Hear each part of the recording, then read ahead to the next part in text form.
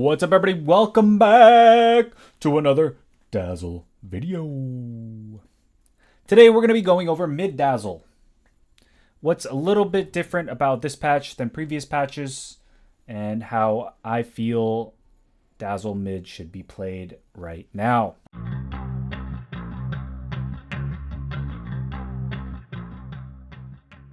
I also specifically want to highlight some of the things I do in the first two waves that really can help you win the lane.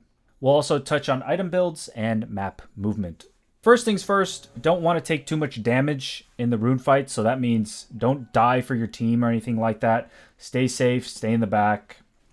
And then Shadow Wave is going to be your best friend in the lane.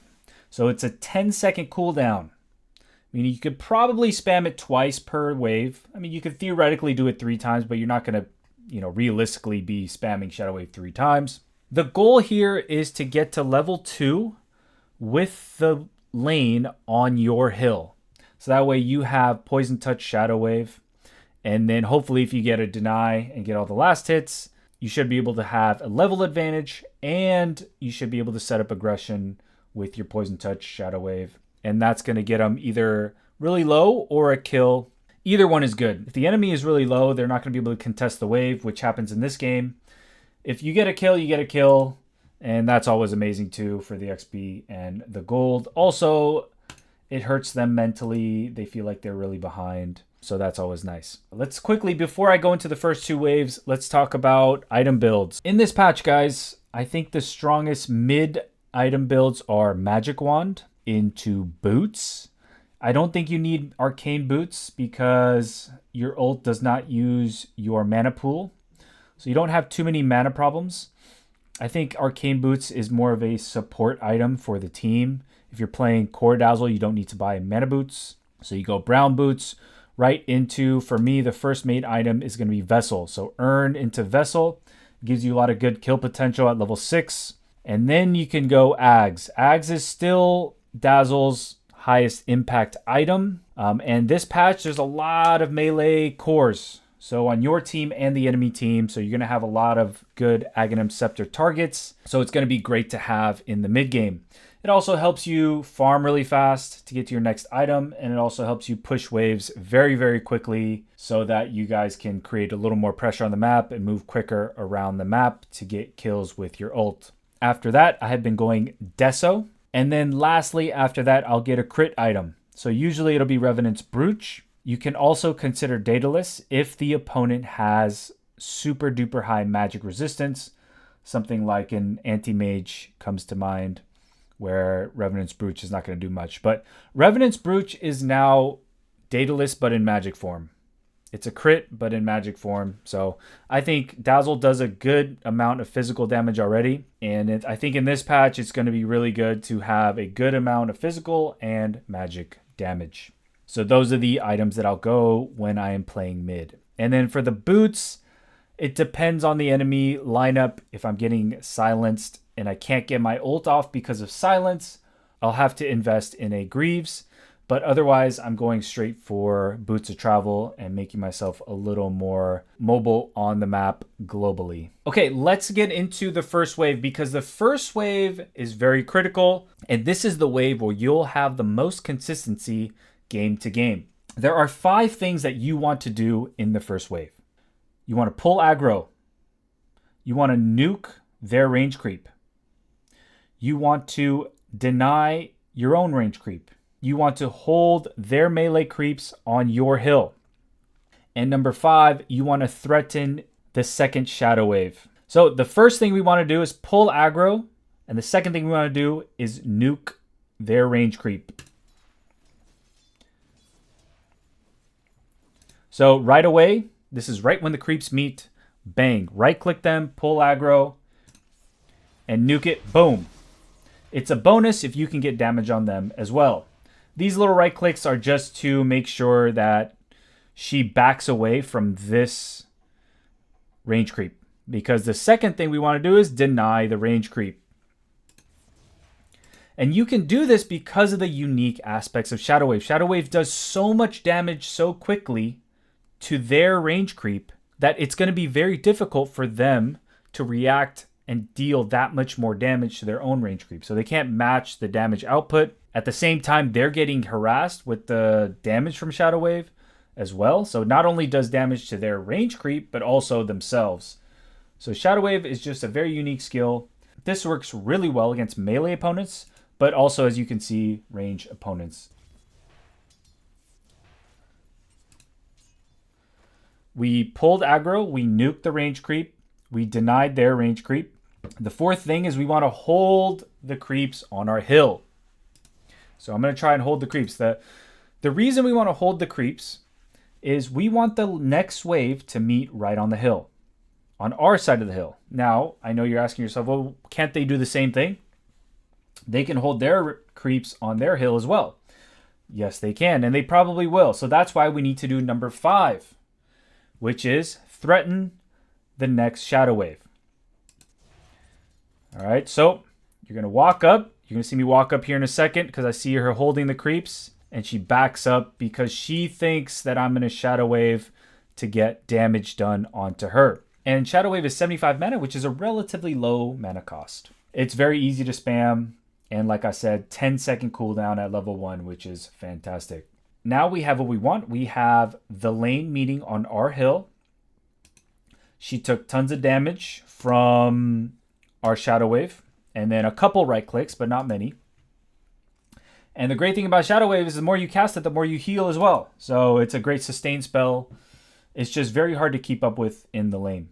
Now the goal was always to have the creeps meet on our hill, but we want level 2. We want a level advantage as well. And we're going to be able to get that because we can secure last hits, and also because we denied their range creep. So if you did 1 through 5, you're going to have a level advantage and a positional advantage with the second wave. You see me setting up the Shadow Wave to get both creeps. And because the creeps meet on my hill, now unfortunately I made a mistake there. I should not have went for the deny. I should have went for the last hit. This is the next part. This is the aggression. You can actually play this one of two ways. You can keep the wave on this hill and just passively right click and deny as much as possible.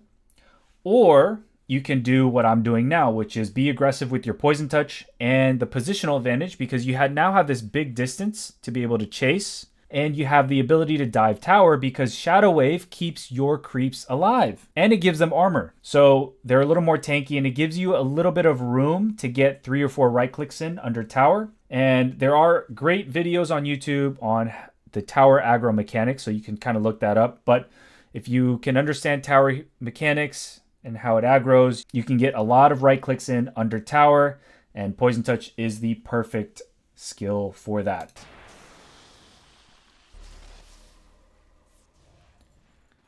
So I'll get 1 right click in, and then I'll wait till the creeps take aggro. I'll walk under tower. I'll get 1 more in. If I had walked in 1 more time, I would have pulled aggro because I'm inside this 500 range.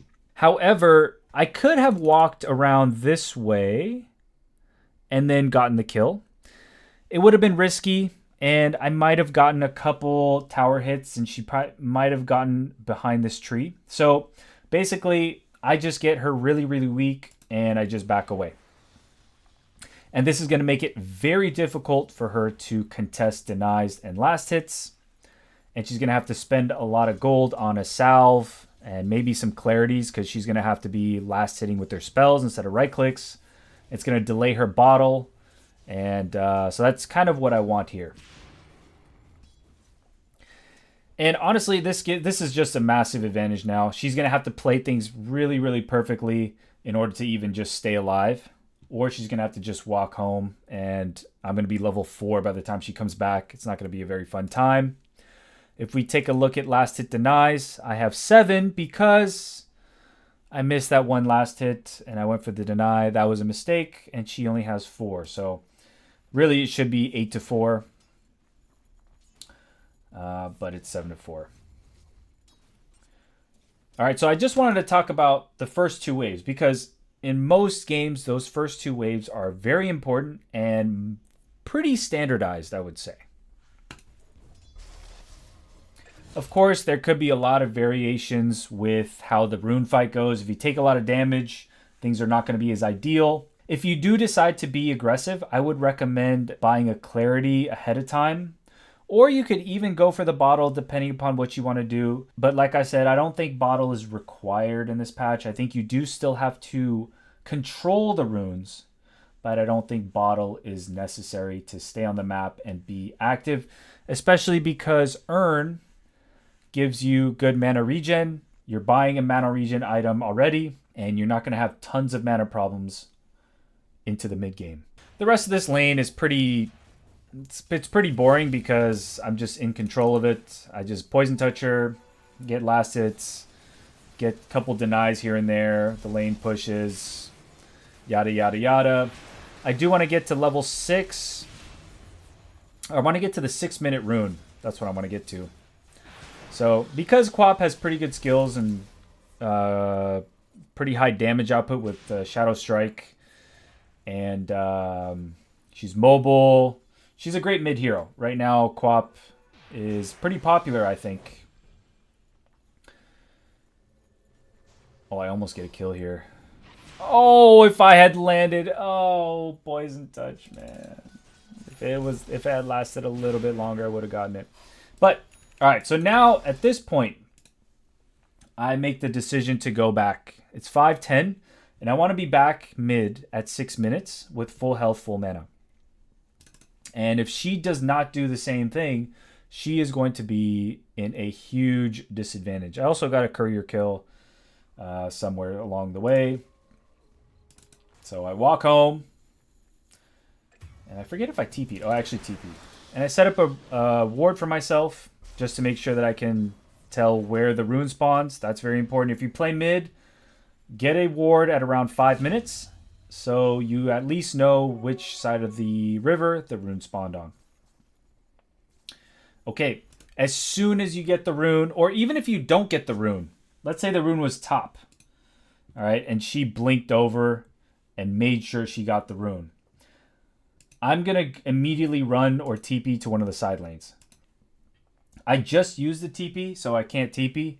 So I just run immediately down to the side lane and look to be aggressive. Even if it means diving tower, Nothal Projection is an amazing tower diving skill. So don't be afraid to dive under tower. I'm hasted, which that's pretty lucky. And also this guy used his shields. So I'm thinking his ult's going to pop. Whatever. He didn't skill ult for some reason. This is a divine level gameplay, I swear. But, you know, weird stuff happens in all levels, I'm sure. Okay, so now, what do I do now? I haven't used ult yet. So I have a lot of freedom. I'm looking top, I'm looking bottom, looking top, looking bottom. And I decided TP top because Quap was top. Use my ult, get a kill. I'm not going to go into like all the micro stuff because that's going to change from game to game. But I'm building up earn charges, and now I just go back mid and try to secure this 8-minute power rune. There we go. And make sure that I protect my mid tower. That doesn't really change from last patch. But if you can remember, in the last patch, it was pretty much you go to the jungle, you go to the triangle, stack the triangle, push the mid wave, stack the triangle, push the mid wave until you get your Aghs at around, 9 to 12 minutes, depending upon how the lane was going. And then it was just take towers, push the advantage, get your shard, get your Octarine core, get your BKB, maybe get a blink, and just team fight into that. Now you got to have a mindset of go, go, go. Once you have your projection, look for a kill. Once you have earn and vessel charges, go for a kill. You're very strong. You do tons of damage. And again, I'm pushing the lane, and then I'm looking somewhere. Looking top, looking bottom. This time we decide to go top, and I think we get a kill on DK. Even if we had 2 heroes here only, we would have gotten the kill. And then we take this top tower. I think we could take the top tower, yeah. And then we rinse and repeat. Just want to go through the first 10 minutes. So 3 power runes have gone by. I've gotten all of them. The first 2 waves, very critical in setting up a winning lane. As you can see, Quap has been super struggling. 51 last hits to her 24. Obviously, I could have played a lot better. I should probably be at like 70 last hits, 80 last hits, but you know, that's kind of the difference between me and a super duper duper good player. But the concepts remain the same, and you can apply these to all levels depending upon your rank. I also have 4 kills, very active on the map, and that's kind of how you have good impact on the early game into the mid game. That is my take on mid Dazzle for this patch so far. All right, we'll keep it short and simple and end it right there. Hope you guys are having a great day wherever you are, and good luck in your next games as Dazzle! Let's do this!